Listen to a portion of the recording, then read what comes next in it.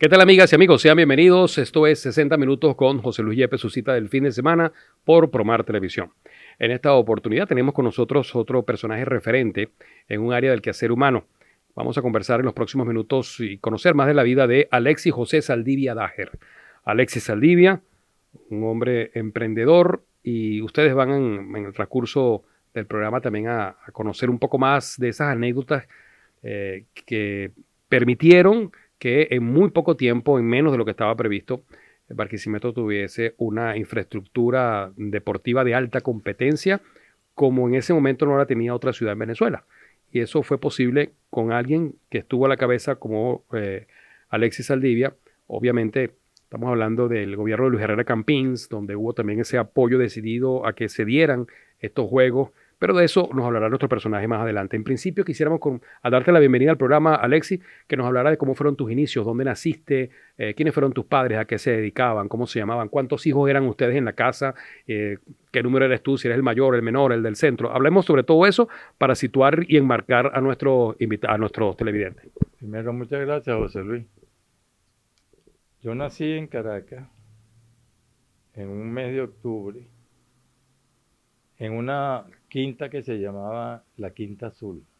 No nací en un hospital ni en una clínica, nací en una casa donde nacieron todos mis hermanos. Mi padre fue Abraham Saldivia, barquisimetano, que tuvo en Barquisimeto 12 hermanos. Y mis abuelos eran libaneses originales y vinieron y se instalaron en Aroa y posteriormente pasaron a Barquisimeto. Mi papá se mudó a Caracas y trabajó como él era viajante, él iba a viajar, él era viajero, él representaba varias firmas de textiles y él iba por todo el país vendiendo esos productos. En un viaje a Barcelona conoció a una señorita que se llamaba Cristina Dager. Se enamoraron y se casaron muy temprano.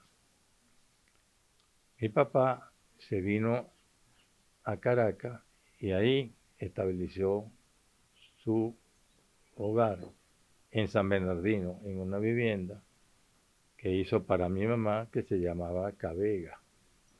Y ahí, posteriormente, 15 años después que yo nací, se, se rehizo el lazo familiar. ¿Por qué digo esto? Porque mi mamá murió muy joven y yo tenía 6 años y mi hermano mayor, Gastón, tenía 4 años y medio.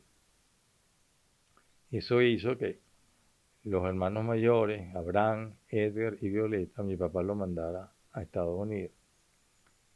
Y acuérdense que es un señor libanés, descendiente de libaneses, y los libaneses tienen su manera muy especial de cómo criar a sus hijos.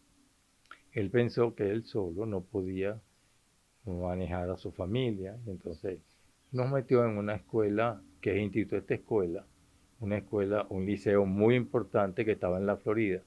Y ahí pasamos la juventud, la niñez y la juventud, Gastón y yo. Y en ese liceo, ¿Cómo se llama el liceo? Instituto Escuela, estaba en la Florida. Y en ese liceo nos formaron, nos hicieron ciudadanos cristianos, nos enseñaron el valor de la familia a pesar de no estar en la familia, pero era permanente ir a misa en la mañana, era permanente ir a misa los sábados y los domingos. Allí nos enseñaron a nos llevaron a hacer la primera comunión. Ahí estuvimos, ahí conocimos amigos, ahí hicimos familia y amigos que todavía existen en nuestra vida. Posteriormente, cuando ya yo tenía aproximadamente 13 años, papá decidió traerse a mi hermana que estaba en Estados Unidos y, y reunió a su familia de nuevo en San Bernardino. Nosotros somos 5 hermanos, Abraham, Edgar, Violeta, yo soy el cuarto y mi hermano menor es Gastón. Todos están vivos, menos Edgar que murió hace exactamente 2 meses. tenemos una familia que nos sentimos muy unidos por los lazos familiares, aunque lamentablemente por esta situación nunca tuvimos esa relación que tienen toda la familia. Por ejemplo, como la que tienen mis hijos. Mis hijos todos viven en su casa, pero son uno solo, tienen vida familiar, tienen unos matrimonios extraordinariamente hermosos, se sienten bien, quieren a su familia, son trabajadores. Y eso es lo que al fin y al cabo uno quiere reivindicar. Lo demás creo, cuando a mí en una oportunidad me preguntaron que cuál había sido mi mayor logro, era una reunión de amigos. Bueno, lo normal, unos hablaron de sus éxitos profesionales, otros de los edificios, otros de las urbanizaciones, otros de sus clínicas. Cuando me tocó a mí dije, mis hijos, mi familia, ese fue mi mayor logro. No nada de lo que hice materialmente, porque en el tiempo las cosas materiales se pierden, lo que no se pierden son los lazos familiares. Eso fue más o menos mi niñez, fue una niñez normal con todas estas dificultades. Nunca fumé, nunca tomé, nunca tuve problemas con nadie, practicaba deporte, jugaba béisbol, jugaba fútbol, estudiábamos, estudié después que salí del instituto escuela, que me gradué en el año 1960, entré a la Universidad Central de Venezuela y cursé economía, igualmente en la Católica, administración comercial, y saqué las dos licenciaturas. De mi juventud, de mi universidad, tengo los mejores recuerdos. En la Universidad Católica, tanto en la Universidad Central, en esa época de 1969 o 70, era muy complicado. Era una lucha de la democracia y la extrema izquierda que asumía en las universidades la lucha violenta. Había guerrilla incluso. Había guerrilla incluso. Hacer política en la central, sobre todo en la escuela de economía donde yo trabajaba, era prácticamente jugarse la vida. ¿Por qué? Porque ahí, cuando habían las elecciones, empezando que todo el tren profesional de la Universidad Central de Venezuela de Economía era de izquierda marxista. Era muy difícil discutir con los muchachos que no fuera otra cosa. Yo en lo personal siempre tuve otra concepción de la vida, porque por mi educación, por lo que pude leer, porque yo era muy lector de la iglesia y de las encíclicas papales a mí me iluminaban, éramos los social cristianos que estaban en esa época en la universidad, Abdón Vivas Terán, todo ese grupo de personas que estaban ahí, César Pérez Viva, toda esa gente. Y le dimos la lucha muy dura a eso. Esa universidad nunca permitió en economía que hubiera un solo delegado habían unos consejos de escuela donde elegían. Bueno, nosotros tuvimos 2 años después, 2 años antes de salir, ya teníamos de cinco teníamos 2 representantes, que era bastante. Y logramos en toda la universidad, de una u otra manera, los partidos que en esa época eran partidos democráticos, lograr el control de la universidad, y evitamos que la universidad se convirtiera en un centro de violencia, etcétera, etcétera, y por eso terminamos. Entonces, esa fue la historia de mi juventud, y no es una gran cosa. Pero, ¿qué cosas te gustaban hacer de niño y de joven? ¿Algún deporte en específico? ¿Tenías, digamos, eras muy amiguero o por el contrario eras introvertido? No, muy amigo. Yo tuve muchos amigos. A mí me gustaba jugar béisbol, me gustaba pasear, me gustaba salir. Lo que pasa era que es limitado, porque no es lo mismo que tú estés en tu casa de niño y salgas con los otros vecinos. En el internado, los amigos eran los mismos internos, que eran los mismos que estábamos ahí. ¿Qué pasó? después que esa gente nos graduamos, de que salimos del liceo, toda esa gente cogió para otros lados. Es decir, unos se fueron fuera de Barquisimeto, fueron a otros lugares, no fueron ahí. Porque ese era un liceo mixto, había libre, que la gente entraba en los horarios y había el internado. Nosotros estábamos en el internado. ¿Qué jugábamos? Fútbol, jugábamos basquetbol, jugábamos voleibol, que, que, que la que tú sepas es una de las disciplinas para mí más difíciles por el problema de manejar el balón con la pelota y sobre todo cuando había saque, sucedió que, y no es lo mismo que el básquet, no es lo mismo que el fútbol, no es lo mismo que el béisbol, pero practiqué todo lo que pude. Cuando salimos de la universidad, cuando llegamos a la universidad, en verdad en la universidad no hubo tiempo de hacer deporte, no había tiempo en ese momento. Era una lucha política muy fuerte y no te permitía eso. Que era lo que yo hacía allá los juegos de fútbol y el béisbol. Porque yo, como mi papá, era magallanero. Y mi papá nos llevaba siempre a ver esos juegos y ese fue mi único deporte que yo no practiqué, sino que disfruté, y el fútbol, que siempre me gusta, lo mismo que el básquet. Todos los deportes a mí me gustan. Me encanta el atletismo, me encanta la natación, pero fundamentalmente me gustan los equipos, los deportes que son de equipo, que son de cooperación, que cada quien tiene su responsabilidad y el único éxito que se tiene es cuando todos trabajan juntos y hace cada quien lo que tiene que hacer. Bueno, y de eso vamos a hablar más adelante, casualmente por la enorme responsabilidad que te correspondió más adelante. Así que no se parten de nuestra sintonía. Estamos en 60 minutos con José Luis Yepes. En breve continuaremos conociendo más de Alexis Saldivia. Hablar de Alexis Saldivia es una materia muy extensa, porque siendo Alexis Saldivia un hombre de tantas facetas, de las cuales fue exitoso. Yo voy a hablar de la parte organizativa, que fue una parte de la cual he conocido muy bien a Alexis. Cuando montamos los Juegos Bolivarianos aquí en Barquisimeto, Alexis demostró ser un excelente organizador, un organizador de condiciones de lucha, un hombre de fe. Tomamos la organización de unos juegos que tenían que montarse en 3 años y lo hicimos prácticamente, lo organizamos en 4 meses, construyendo infraestructura, equipos, armando todo lo que era los horarios de las competencias. Fue realmente un trabajo muy arduo, pero Alexis, con su don de organizador, logró un milagro. Alexis es un hombre de buena fe.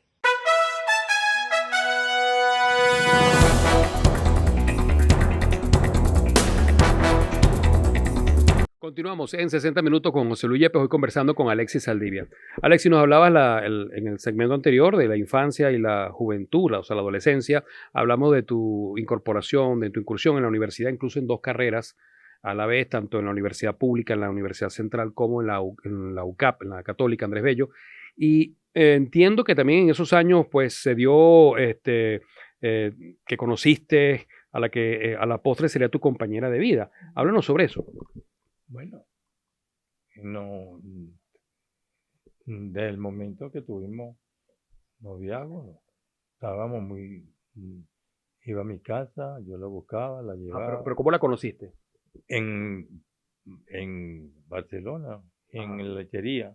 O sea, fuiste de semana, vacaciones en Semana Santa. En una vacación en Semana Santa y ahí la conocí. Bueno, yo la seguí viendo varias veces, fui varias veces, ella sabía. Supe entonces que estudiaba en la escuela de sociología. Bueno, y empezamos a vernos, empezamos a salir, empezamos a llevarla a la casa. Mi papá y mis hermanos y toda mi familia la recibieron con mucho afecto. ¿Cómo es su nombre? Ida Mercedes Palí. Okay. Y bueno. ¿Ese apellido viene de alguna ascendencia? Árabe. Árabe. Sí. Bueno, cuando salimos de la universidad, yo tenía escasamente 24 años. Yo conseguí un trabajo en una compañía americana que se llamaba Burroughs. Tuve un año trabajando ahí y en esa compañía tuve éxito como ejecutivo y me pasaron a Barquisimeto a ser gerente de Barquisimeto. Atendíamos los negocios más grandes de Barquisimeto eran los bancos y el Central Tío Tulio. Yo me vine a Barquisimeto. Bueno, llegó un momento en que tenía que resolver que si se venía o no se venía, bueno, y como tenía que venirse, nos casamos. Y vivimos en Barquisimeto desde ese momento. Y aquí no nos hemos ido. Todos mis hijos son nacidos en Barquisimeto. Ellos tienen su familia y nos vemos muy a menudo. ¿Cuántos hijos y cómo se llaman? Se llama Ida Cristina, la hembra. El mayor es Alexis, David y Sergio. Y bueno, tengo la satisfacción de saber que todos se quieren, que todos viven en paz, se quieren como hermanos, son solidarios, se ayudan y hacen una bella familia. Todos tienen una bella familia. ¿Qué ha significado tu esposa en tu vida? Bueno, tú sabes que los hijos míos son la formación de ella. Ella fue la que los formó. Ella fue la que los hizo la persona que son. Porque los padres somos como muy aguados con los hijos. Y yo a mis hijos les permito que hagan lo que les dé la gana. Pues ella no, ella sí, la llaman la Hitler de la casa. Entonces, ella era la que ponía orden a todo. Yo no, ellos salían y salían. Y más nada, déjalo que salgan. Tuvieron sus novias, bellas todas, se casaron, tenemos 5 nietos, tenemos 2 varones, dos varones y 3 hembras. Y bueno, somos una familia que normal, no somos especiales, vivimos con todos los problemas que tiene la familia que tiene en Venezuela ahorita, pero tratamos de superarlos. Alexis, y después de ese primer trabajo que te hizo venir a Barquisimeto, ¿qué ocurrió más en tu vida profesional? Bueno, tú sabes que yo vine a la universidad como yo era dentro del Partido Social Cristiano, yo era en Caracas uno de los dirigentes universitarios más reconocidos.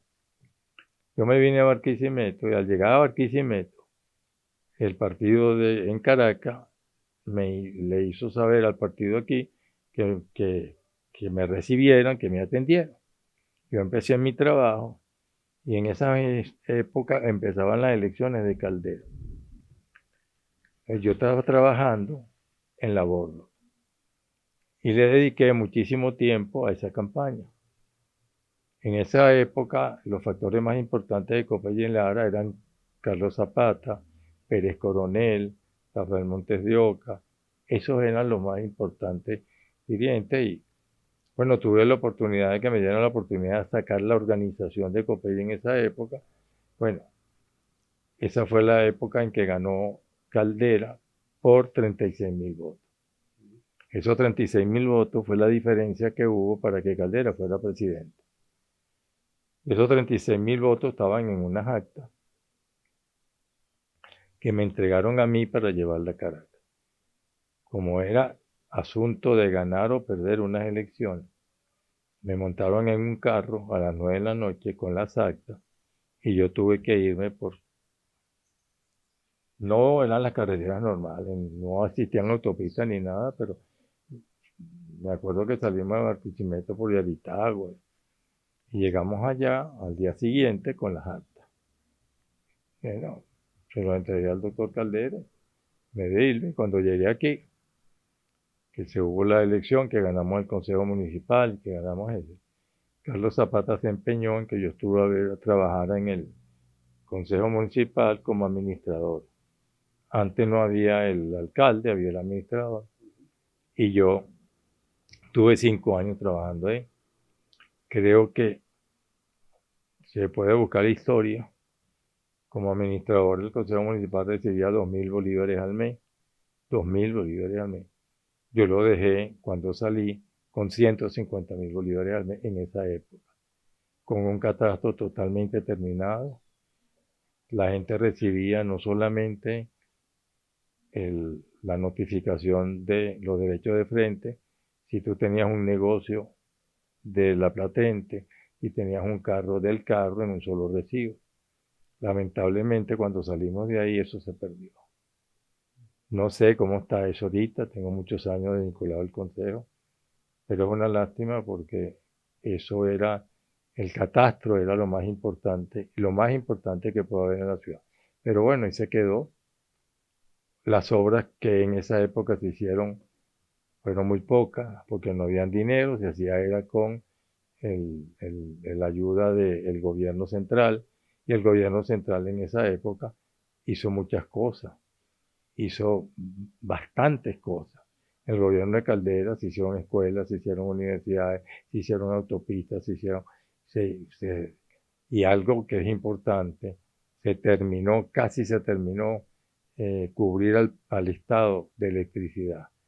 Y el agua se convirtió en una de las principales promesas del gobierno. Bueno, ahí empezó el Yacambú, que lamentablemente tú sabes cómo está. Cuando terminó el gobierno de, de, de Caldera, yo era muy amiga de una familia Bacari. Esa familia Bacari tenía un terreno en lo que ahorita es Río Lama. Ella me ofreció el terreno y yo le dije, yo no tengo cómo comprártelo. Mira, yo te lo voy a dar, te lo voy a poner a una compañía, y yo que es la compañía Río Lama, te lo voy a dar a crédito y tú me lo vas pagando. Con el terreno en la mano fui al banco, que en aquella época era el Banco de Carabobo, que quedaba en la barria, donde está ahorita el banco BOD, y ahí me dieron el crédito para construir el centro comercial.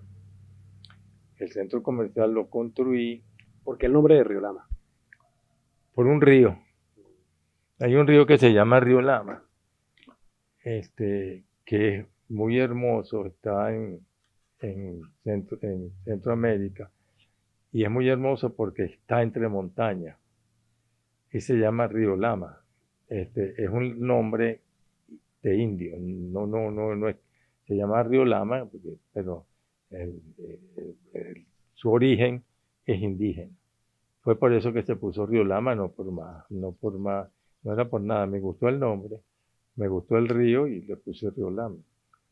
Y de ahí... En ese tiempo Barquisimeto no tenía muchos centros comerciales. Sí, estaba ese y salió el que está ahí ahorita en Los Leones, el centro comercial de Los Leones, y que se hizo más o menos en el mismo tiempo.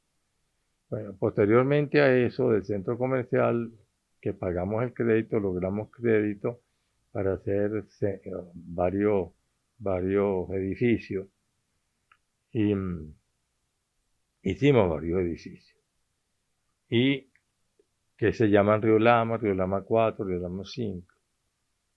Y cuando termina el gobierno, empieza el gobierno de Carlos Andrés Pérez, viene el gobierno de Luis Herrera.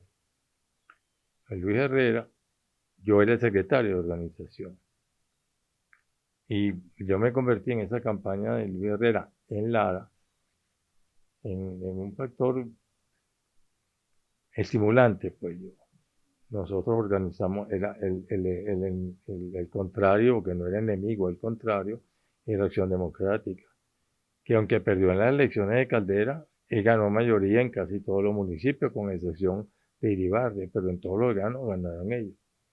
Posteriormente, cuando gana Carlos Andrés Pérez, ellos ganan en todas partes.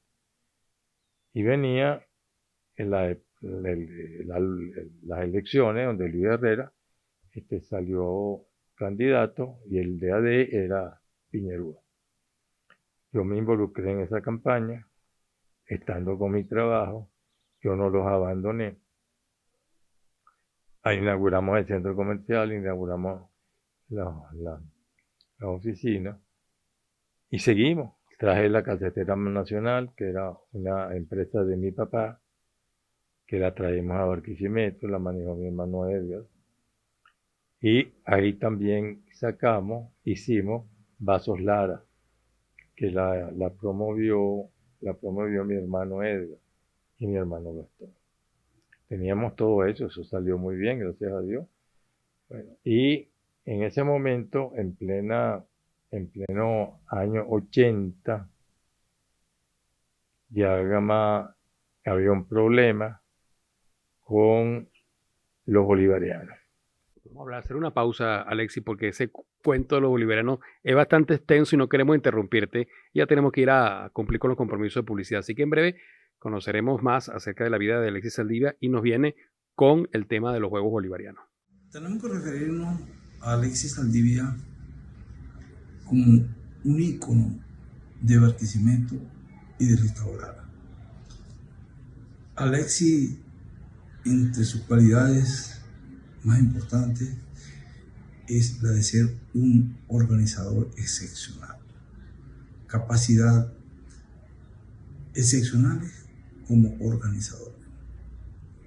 Alexis ha sido un empresario, dirigente político.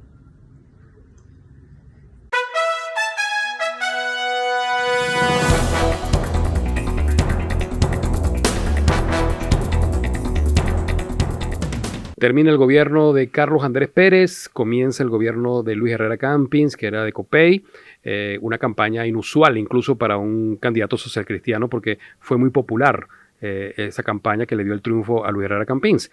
Quien estaba encargado de la parte de organización era Alexis Saldivia y llega un gran reto que son los Juegos Bolivarianos. ¿Cómo fue que se llegó a ese reto de hacerlos en Barquisimeto y cómo es que se hace la incorporación de Alexis Saldivia para encabezarlo? Acuérdate que cuando yo hice la fábrica, fundamos la fábrica, los edificios, yo me metí mucho en el deporte. Yo compré Pantera de Táchira y lo compré Pantera de Lara. Teníamos equipos. Con esa grande figura, Tulio Rivero, Sanchepa. Exactamente. Y ganamos una campaña, una campaña, sí. Una temporada que mis hijos la disfrutaron mucho. Y la ganamos en Maracaibo. Entonces, yo daba mucho apoyo al boxeo, que no, por cierto, es uno de los deportes que menos me gusta. Pero por insinuación de Alfredo, de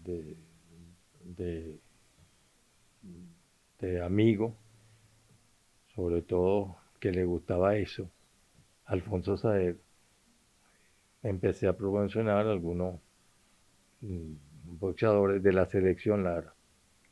Lo mismo hice con el ciclismo. Teníamos un equipo que se llamaba Polisport.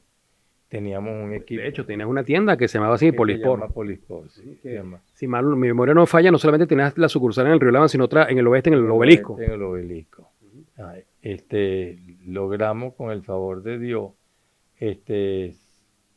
tener un equipo de béisbol que competía en la no en la clase AA, no en la profesional, sino en la AA. Y nunca pudimos ganar porque era muy difícil ganarle al Ministerio de Transporte, porque el Ministerio de Transporte no solamente tenía los reales, sino que tenía otros poderes que era muy difícil. Después te acuerdas que compramos y nos involucramos en el equipo de fútbol que se llamaba Deportivo Lara. Deportivo Lara nunca ganó, pero sí ganamos 3, 4 segundas oportunidades, porque ahí pasaba lo mismo.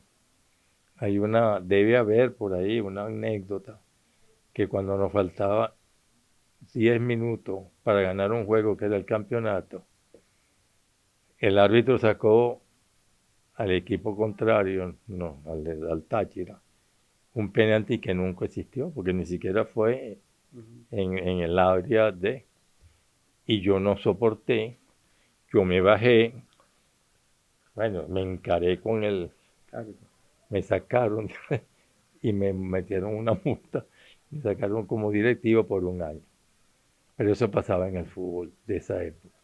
Pero eso hizo que cuando hubo el problema de los bolivarianos, el Comité Olímpico Internacional le solicitara a Luis Herrera que lo hiciera. Era la presidenta del Comité Olímpico Internacional de Venezuela, Florizaba. Florizaba.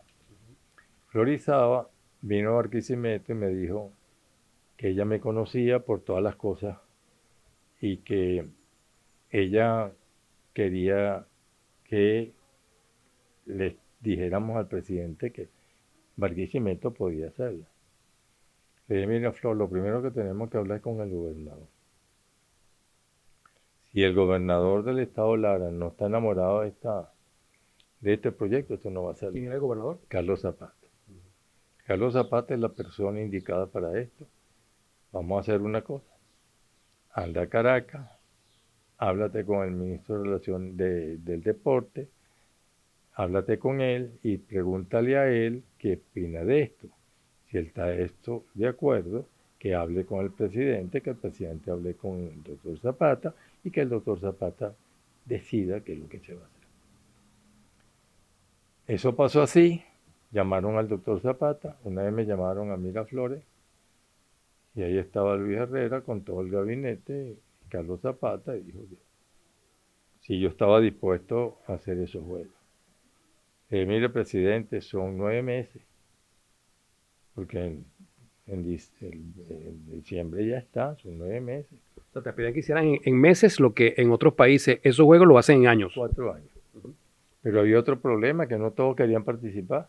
Colombia no quería, Bolivia no quería. Y aparte de eso había que hacer las instalaciones. De todas maneras, el presidente y Carlos Zapata sobre todo, eso hay que hacerlo, eso hay que hacerlo, eso hay que hacerlo, eso hay que hacerlo. Y bueno, yo acepté porque nombraron un comité organizador demasiado, se integró con lo mejor de Barquisimeto y de Venezuela. Porque el éxito de los bolivarianos no estuvo en quién lo dirigió ni quién lo manejó. El éxito está en que se involucró todo el mundo. Y trabajaron en equipo. En equipo. Aquí se involucraron los colegios, los liceos, las universidades, las gobernaciones, las alcaldías, todo el mundo, los partidos políticos, las federaciones. Eso fue como un reto de que teníamos que sacarlo. Bueno, empezaron, lo primero era cuantificar el valor de las obras. ¿Qué se debía hacer? El estadio en que teníamos era el Farid Richa. No cumplía las normas y hubo que modificarlo. En el béisbol tenía lo mismo, no teníamos suficiente capacidad y se modificó, se hicieron nuevos bleachers y se hicieron que todavía existe, que son donde la gente se sienta, que son las gradas. Esas gradas se hicieron también en el Farid Richa y en todo lo. Después resultó las piscinas. Y había que hacer 2 piscinas, una olímpica y otra que no era olímpica. Y eso tenía que resolverse muchísimos problemas, porque el agua era demasiado y había que sacar una tubería especial para eso. Después hubo que remodelar todo el Farid Richa, remodelar el Máximo Gloria. El Máximo Gloria y el que está aquí en el que está al lado del Parque del Baravida, que hubo que hacer se hizo la primera pista de tartán que no había aquí, y eso se modificó, se arregló la piscina, ahí se hicieron unas inversiones. Se hizo un gimnasio para boxeo, un gimnasio para gimnasia, un gimnasio para esgrima, un gimnasio para... Y teníamos el problema del básquetbol, que lo que había era el que está al lado de el gimnasio Napoleón Rodríguez. Napoleón Rodríguez, y que tuvimos que remodelarlo también, pero aceptaron la regla porque al fin y al cabo eran 4 equipos y había suficiente capacidad. Pero yo pedí al departamento de ingeniería que teníamos que me buscaran una especie de poliedro para Barquisimeto, pero que no fuera con la estructura del poliedro. Y ellos empezaron a buscar y consiguieron un domo que estaba en Filadelfia. No es que vamos y fuimos a comprar algo que estaba hecho, no. Ellos buscaron ese domo, les gustó, se les escribió a ellos y ellos enviaron los planos. Y con esos planos, al lado del Farid Richa, en un terreno que estaba ahí, que donde está el domo, ahí empezamos a construir el domo. El domo no estuvo para diciembre, pero estuvo para marzo. ¿Por qué? Porque muchas de las cosas eran importadas, los arcos, porque eso tenía de todo. Ahí vino de todo, ahí vinieron plantas eléctricas, planta para el agua, planta para el aguas negras, ahí vinieron todos los sistemas eléctricos, todos los sistemas de acústica, todo vino ahí. Y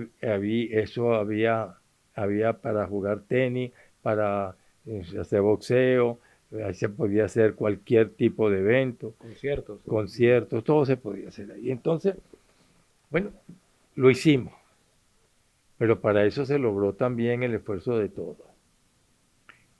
Está cumpliendo 40 años ahora. 40 años. Los bolivarianos tuvieron el éxito de que en un viaje que hicimos el doctor Carlos Zapata, Solorizaba, y yo a Bolivia y a Colombia, logramos que esos equipos vinieran. Y vinieron. Y logramos que le garantizábamos aquí, el presidente nos prometió un avión militar y los trajimos y aquí le dimos todo.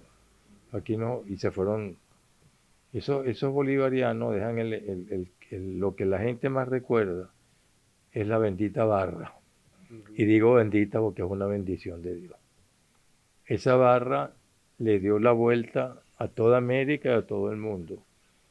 Y mostró a un Barquisimeto, que era al fin y al cabo, y a un Estado Lara, que era al fin y al cabo lo que queríamos presentar. Vamos a hacer una pausa y en la próxima parte me gustaría que nos hablara de cómo se logró esa barra, además también de cómo fue la idea de la Villa Bolivariana, porque hemos hablado de las instalaciones estrictamente deportivas, pero eso también exigía un alojamiento también para los atletas. Así que en breve continuaremos con mucho más de 60 minutos con José Luis Yepes, hoy conversando con Alexis Saldivia. Mi papá es una persona muy generosa, de gran corazón, un gran amigo. Siempre está dispuesto a ayudar y a tender la mano a todas las personas que están cerca de él. Un abuelo consentidor y amante de los niños. Él siempre está presente para ayudarnos y tendernos la mano a todos. Hola, soy David. Para mí es un gran orgullo tener la oportunidad de hablar abiertamente de mi papá. Mi papá es una gran persona. Estoy muy orgulloso de ser su hijo. Una persona increíble que quiere mucho al Estado, a Barquisimeto. Es algo que todos nos preguntamos, bueno, ¿por qué tanto, no? Es una persona muy bondadosa, muy cariñosa, muy amigable y sobre todo con un corazón inmenso. Me siento muy feliz y muy orgulloso de ser hijo de Alexis Saldivia.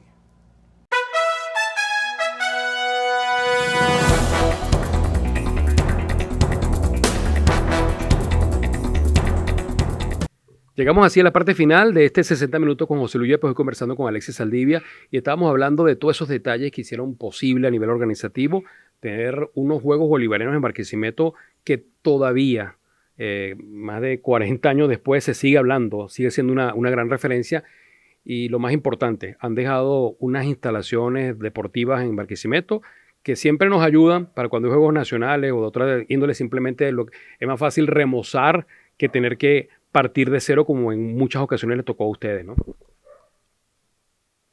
Había un problema que resolver, la comida. No había restaurantes en Barquisimeto para atender tanta gente. Acuérdense de los años en que estamos en 1980. Y no era la ciudad que es ahorita. Tampoco había suficientes hoteles.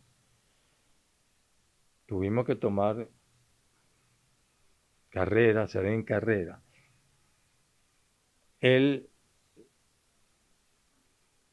lo más importante, que era dónde los alojamos. Había unos edificios que estaban por terminar, que están ahí en lo que es ahorita la Villa Bolivariana, en la entrada de Barquisimeto, donde está el obelisco. Bueno, logramos que ese edificio nos los dieran en comodato hasta los bolivarianos, porque eso lo estaba haciendo el INAVI. Nosotros los terminamos, le pusimos todas las instalaciones, había que ver lo que era comprar camas, colchones, guarteclo, lavamanos, lámpara, equiparlo. Eso no era fácil, pero con mucho esfuerzo lo logramos. Gracias a Dios, la gente que le íbamos a comprar nos daban precio de colaboración. No perdían, pero si ganaban porque estaban contribuyendo con la ciudad. Y había el problema de la comida. Y yo dije, ¿por qué no hacemos una especie de comedor? Como hay una gran cocina, ponemos las mesas alrededor, una silla, y hacemos la comida ahí, que ellos vengan a comer ahí, desayuno, almuerzo y cena. Habían unos terrenos que estaban cerquita de donde está la villa, que era de una constructora donde la Bacari era la constructora jurídica. Ella me pidió a mí, yo hablé con ella, éramos amigos de muchos años, porque ella me dio a mí, me dio el terreno, prácticamente me lo facilitó para hacer el centro comercial, y ella me dijo, yo lo voy a hacer, a sabiendas que no me lo van a pagar. A sabiendas de que ustedes se van a meter ahí, va a cambiar el gobierno, va a venir otro gobierno, y se va a hacer loco, y se van a quedar ahí y no van a terreno. Yo le dije, mire, lo único que puedo decirle es que no sé eso. Yo lo único que sé es que si usted no los presta, es muy difícil que lo desarmemos.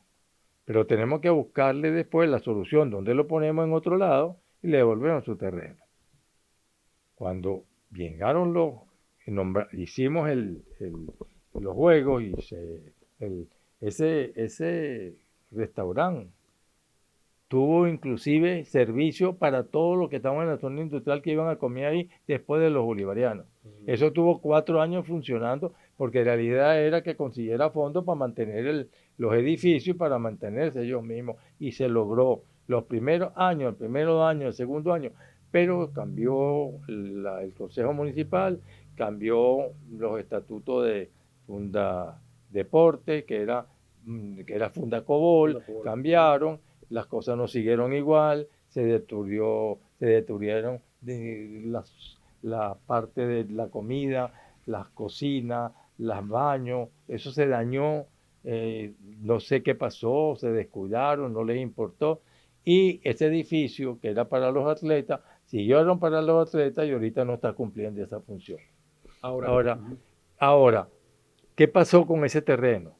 Cuando los juegos se inauguraron, yo le dije al presidente Caldera que hay un problema. Aquí está, aquí hay un problema, que ese terreno que están ahí, que está el comedor bolivariano, eso es un préstamo. No, eso no se puede sacar de ahí. Entonces páguelo. Entonces hablamos con la doctora Bacari. La doctora Bacari pidió un precio.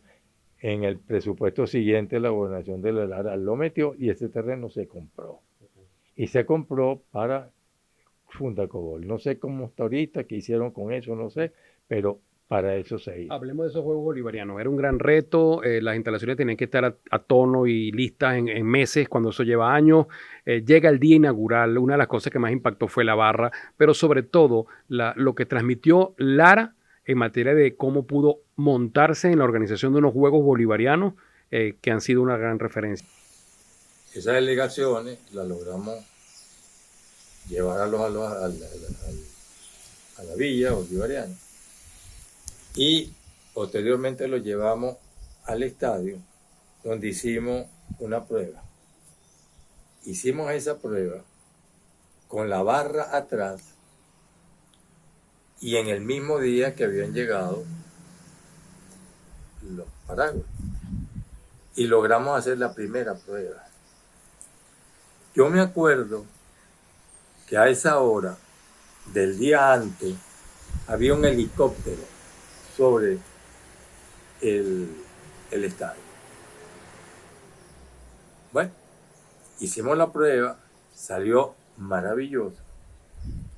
Terminó la prueba y yo me reuní con todos, con los atletas, con la villa, con todos los que estaban. Con todos los que estaban ahí de la barra. Y quedamos que el día siguiente a las 3 de la tarde iban a estar ahí. Mi sorpresa es que cuando yo llego a la casa, como a las 3:30 de la mañana, porque yo llegaba aquí a las 3 y me iba a las 5, podía estar allá, me dicen, ¿no viste el noticiero de Venevisión? Venevisión sacó un reportaje de la barra un día antes y la sacó en el noticiero y la publicó varias veces. Yo la vi y yo me quedé de verdad impactado. El de Venevisión me vino a entrevistar. Le dije, mira, lo que tú hiciste no te lo permiten hacer en otro lado. Yo no sabía que tú estabas en eso. ¿Por qué? Porque eso es lo que la gente va a ver el día de la inauguración. Eso lo vi yo ahí, nadie me dijo nada. A mí me pareció que estaba dando una primicia, me pareció que era maravillosa y yo lo hice. El que hizo eso era el que tenía en la planta de Venevisión la parte deportiva y él no era venezolano, él era creo que cubano y no me acuerdo el nombre. Gonzalo López Silvero. Yo tomé esa decisión, tú me dirás qué hacemos, no te voy a hacer nada, pero bueno, eso hizo que la gente le pusiera más interés a eso. El día de la inauguración, lo primero que yo me preocupé fue porque los equipos tuvieran los uniformes, la bandera, los carros, los médicos, los paramédicos. Toda la logística para que llegaran al estadio 2 horas antes, porque ese evento duraba como 2 horas y media, 3 horas.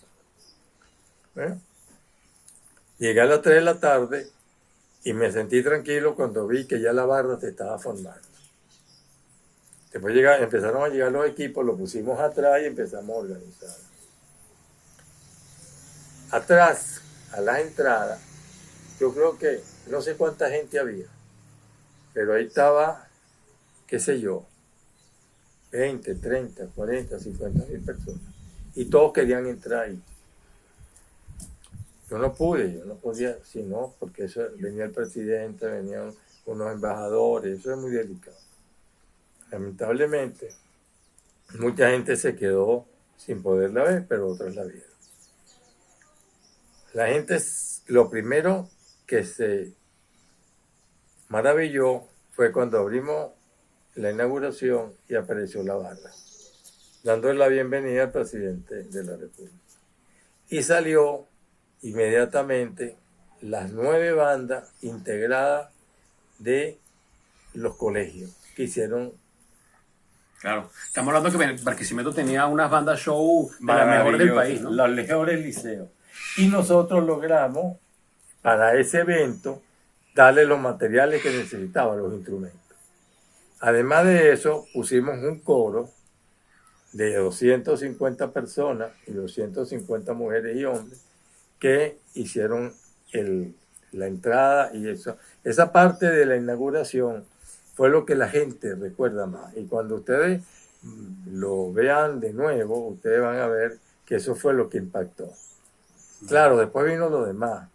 Después vino la presentación mía, la presentación del presidente, todo eso. Pero esa inauguración fue lo que marcó el éxito de los bolivarianos.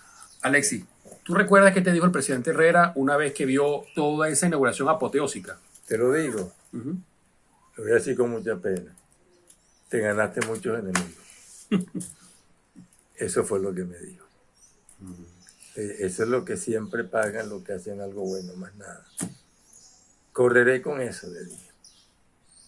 Y bueno, no sé por qué me dijo eso, pero me lo dijo. Y esa barra, entiendo que tuviste el apoyo de unos mexicanos que estaban por acá. Unos mexicanos que estaban viviendo en Barquisimeto, ellos me acercaron a la oficina con los planos, los proyectos ya listos. ¿Y te gustó de entrada? Le dije, dale, ¿cuánto vale? Entonces empezamos a buscar. Y esa esa colaboración la conseguí yo con una empresa cervecera, porque se necesitaban traer los, ¿qué te digo yo? Los paraguas, los uniformes, todo eso. Y ellos hicieron esos pagos. ¿Cuánto tiempo estuvo entrenando esa barra para hacer posible? Mes y medio. Mes y medio. Mes y medio. Que eso significó llevarlo, buscarlo, darles agua, darles refrigerio. Todos los liceos de Barquisimeto. Ahí integraron todos los liceos de Barquisimeto. Ahí había muchachas de 8, 9, 10 años. Yo me los consigo en la calle, pues yo estuve en la barra. Todavía lo dice. ¿Te dijeron algo porque no estuvo el domo para el día de la No, nadie me dijo nada de eso. Cuando me preguntaron, dije que se acordaban que eso fue una obra hecha con materiales importados, que hubo que sacar cartas de crédito, que esas cartas de crédito tardó tiempo en llegarlo, pero aparte de eso, cuando llegaron al aeropuerto, al puerto de Barquisimeto, del Puerto Cabello, quisieron comprar impuestos, nos detuvieron eso ahí, yo tuve que llamar al ministro de Relaciones Interiores, decirle, mira lo que está pasando.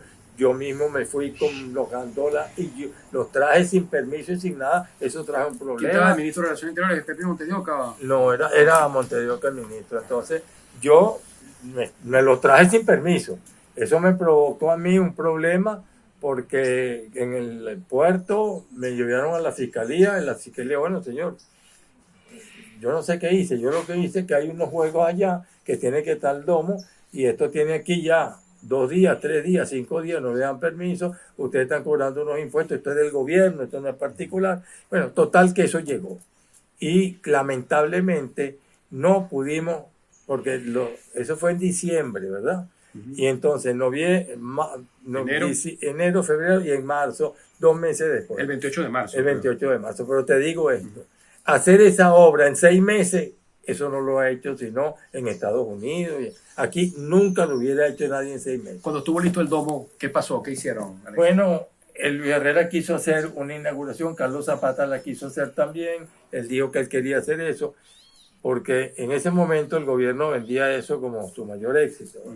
Bueno, entonces hicimos la inauguración, se hizo una inauguración muy bonita, se hizo unos actos, estaban las sinfónicas, estaban los cantores de Lara, estaban 4, etcétera, etcétera, y se hizo la inauguración. Una inauguración donde entraron en ese momento, porque fue libre, pero entraron 15,000 personas ese día. ¿Qué sentiste? Una tranquilidad de que ya había terminado todo, ¿vale? Ya todo había pasado, ya podía dedicarme a mi vida normal. Yo entregué cuenta. En algún momento, Alexis, cuando ya habías salido de todo ese paquete, de todo ese gran compromiso, y has recorrido la ciudad de Barquisimeto, has visto el complejo de piscinas bolivarianas, el domo, el gimnasio Napoleón Rodríguez remozado, el polideportivo Máximo Viloria, como debe ser realmente un polideportivo. ¿Has sentido tú en lo personal una satisfacción de que tú pusiste tu gran granito de arena para que Lara tenga uno de los mejores complejos deportivos del país? No, hermano, yo pensé que era lo que tenía que hacer. No siento nada especial, no creo que hice nada especial, no creo en absoluto que yo soy el autor de eso, ni la máxima obra se hizo por mí, sería mentira. Ahí trabajaron aproximadamente 14,000 personas en los estadios, en los gimnasios, como acreditadores, como acompañantes, jueces,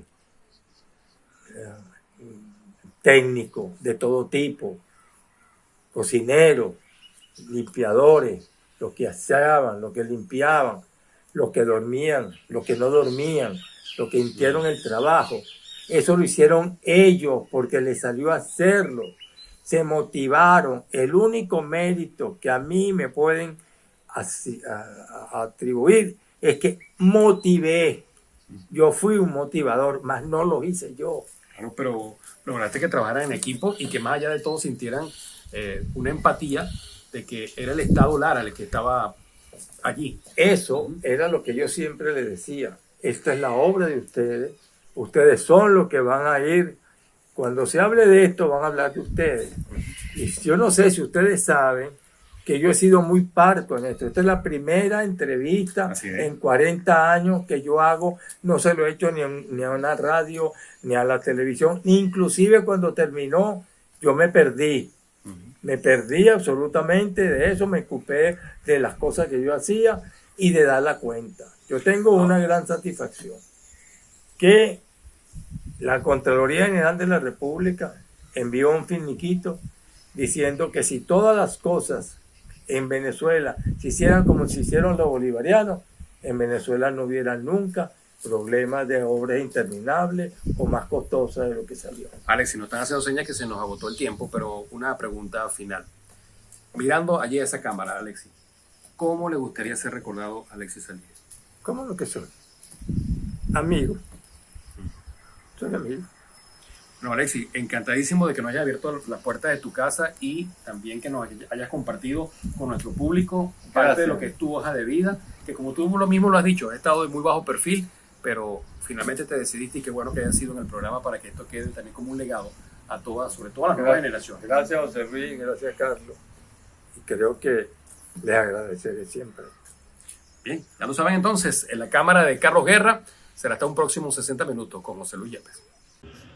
Bueno, hablar de mi papá es hablar de una persona con un corazón extremadamente grande, con un amor infinito a sus hijos, a su esposa, a sus nietos, a sus nueras, a su yerno, y una guía, un ejemplo para nosotros, una persona llena de transparencia, de bondad, de honestidad, de trabajo incansable. A su edad no se detiene, es un amante de los deportes, de todo aquello que tenga que ver con una actividad deportiva. Él es el fanático número 1, con un amor eterno por Barquisimeto, por el Estado Lara y por su mente. Mi papá es un claro ejemplo de lo que significa la generosidad, la lealtad y la confianza. Para definirlo en una frase, podría decir que mi papá se describe muy bien con el siguiente proverbio: haz el bien y no mires a quién, ya que durante mi vida siempre vi a mi papá ayudar a la gente sin ninguna pretensión ni interés de fondo. Y qué más respeto se le puede pedir a que una persona con esas cualidades.